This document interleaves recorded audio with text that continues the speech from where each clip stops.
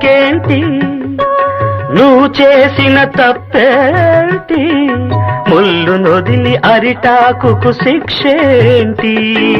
తప్పు నాది కాదంటే లోకం ఒప్పుతుందా నిప్పులాంటి సీతనైన తప్పు చెప్పకుండా అది కథే కదా మన కథ నిజం కాదా అది కథే కదా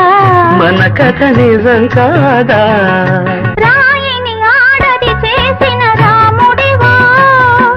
గంగను తలపై మోసే శివుడివా